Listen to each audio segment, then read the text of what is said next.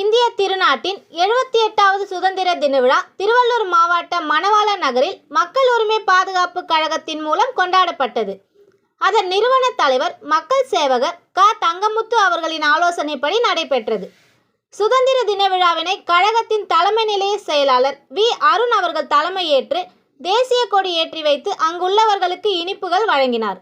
உடன் திருவள்ளூர் மாவட்ட தலைவர் ஏ. வி. ஜானகிராமன், மாவட்ட பொதுச் செயலாளர் எம். டில்லிபாபு, மாவட்ட ஒருங்கிணைப்பாளர் வி. சுரேஷ்குமார் மற்றும் துறை சார்ந்த அனைத்து மாவட்ட பொறுப்பாளர்கள், மகளிர் பிரிவு மாவட்ட செயலாளர் குட்டியம்மாள் மற்றும் அவருடன் இணை துணை செயலாளர்கள், அடிப்படை உறுப்பினர்கள் என அனைவரும் கலந்து கொண்டு சிறப்பித்தனர்.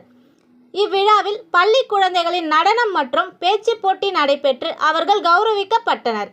நிறைவாக புதிய பொறுப்பாளர்கள், அடிப்படை உறுப்பினர்கள் என அனைவருக்கும் அடையாள அட்டை வழங்கியும் பொதுமக்களுக்கு இனிப்பு மற்றும் உணவு பொட்டலங்கள் கொடுத்தும் சுதந்திர தின விழாவினை நிறைவு செய்தனர்.